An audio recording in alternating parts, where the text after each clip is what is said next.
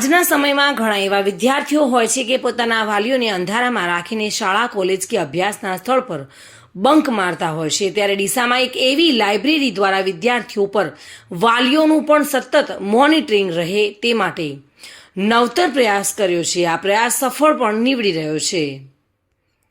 આજના આધુનિક સમયમાં શિક્ષણ સૌથી મહત્વની જરૂરિયાત છે, પરંતુ આજની યુવા પેઢી શિક્ષણ લેવાના બદલે કિશોરાવસ્થામાં શૈક્ષણિક સંસ્થાઓમાંથી બંક લગાવીને અન્ય પ્રવૃત્તિઓ તરફ પ્રેરાઈ રહી છે। એક તરફ વાલીઓ પરસેવાના પૈસાથી પોતાના સંતાનોના અભ્યાસ માટેની વ્યવસ્થા કરતા હોય છે, તેવામાં ઘણા બાળકો વાલીઓને અંધારામાં રાખીને અભ્યાસના બહાને અન્ય પ્રવૃત્તિઓ તરફ જઈ રહ્યા છે। આવા વિદ્યાર્થીઓ પોતાના પરિવારને અભ્યાસ કરવા જવાનું કહીને અન્ય પ્રવૃત્તિઓ આચરાવતા હોય છે અને તેમના પરિવારજનો અંધારામાં રહેતા હોય છે। ત્યારે ડીસામાં જાટ સમાજ દ્વારા તૈયાર કરવામાં આવેલી એક લાઇબ્રેરીમાં વિદ્યાર્થીઓની આ વૃત્તિને અટકાવવા માટે લાઇબ્રેરીમાં જ ફિંગરપ્રિન્ટની વ્યવસ્થા કરવામાં આવી છે। એટલે કે લાઇબ્રેરીમાં આવતો વિદ્યાર્થી જ્યારે પણ લાઇબ્રેરીમાં પ્રવેશ કરે તેવો જ તેના વાલી પર મેસેજ પહોંચી જાય છે અને લાઇબ્રેરી જ્યારે છોડે છે ત્યારે પણ મેસેજ પહોંચી જાય છે। એટલે કે વિદ્યાર્થી લાઇબ્રેરીમાં કેટલા વાગે આવે છે અને કેટલા વાગે જાય છે, આ ઉપરાંત લાઇબ્રેરીમાં કેટલો સમય વિતાવે છે તેની સંપૂર્ણ માહિતી વાલીને મળી જાય છે અને તેનાથી વિદ્યાર્થી અભ્યાસમાંથી બંક મારી નથી શકતો। મારું નામ જાટ મહેશ કુમાર આયદાનજી છે। અહીંયા બનાસકાંઠાના ડીસા તાલુકામાં અમારા જાટ સમાજના કુલ 4 ગામ છે।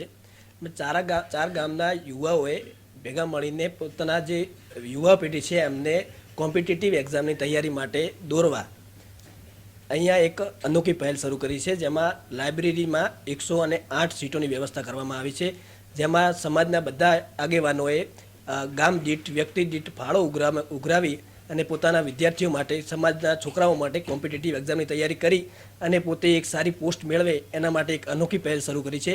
આ લાઇબ્રેરીમાં અમારે સીસીટીવી કેમેરાથી સજ્જ છે। વિદ્યાર્થી ઇન અને આઉટ થવા માટેને એક ફિંગરપ્રિન્ટ લગાવેલી છે, જેમાં ઇન થાય ત્યારે બી મેસેજ વાલીને જશે અને લાઇબ્રેરીમાંથી જ્યારે આઉટ થશે ત્યારે પણ વાલીને મેસેજ જાણ થશે, જેનાથી જે વિદ્યાર્થીઓ છે જે ઘરથી પોતાના વાલીઓને છેતરપિંડી કરીને બજારમાં રખડે છે, પોતાનો સમય લાઇબ્રેરીમાં આપતા નથી, અન્ય એક્ટિવિટી તરફ પોતાનું ધ્યાન દોરે છે, તે પોતાના વાલીઓને એમના બાળકો વિશે જાણ રહેશે કે તે વિદ્યાર્થી ભણે છે કે અન્ય બજારમાં રખડે છે। આના માટે અમારા સમાજના આગેવાનોએ એક અનોખી પહેલ શરૂ કરી છે। બનાસકાંઠા જિલ્લામાં વસતો જાટ સમાજ મુખ્યત્વે ખેતી અને પશુપાલનના વ્યવસાય સાથે સંકળાયેલો છે। તેવામાં જાટ સમાજના વિદ્યાર્થીઓના વાલીઓ પોતાના વ્યવસાયમાં ખૂબ જ વ્યસ્ત રહેતા હોવાથી પોતાના સંતાનની કેળવણી પાછળ જોઈએ તેટલું ધ્યાન આપી શકતા નથી। ત્યારે જાટ સમાજની લાઇબ્રેરીમાં આવેલા આ પ્રયોગથી હવે જાટ સમાજના વિદ્યાર્થીઓના વાલીઓ તેમના વ્યવસાયથી સાથે સાથે બાળકો પર પણ સરળતાથી નજર રાખી શકશે। આ ઉપરાંત અન્ય શૈક્ષણિક સંકુલ દ્વારા જો આવા પ્રયાસ કરવામાં આવે તો કિશોરાવસ્થામાં અભ્યાસનું બહાનું કાઢીને આડા રવાડે જતા વિદ્યાર્થીઓને ગેરમાર્ગે દોરતા અટકાવી શકાય તેમ છે। Reena Parmar, today news, Gujarati.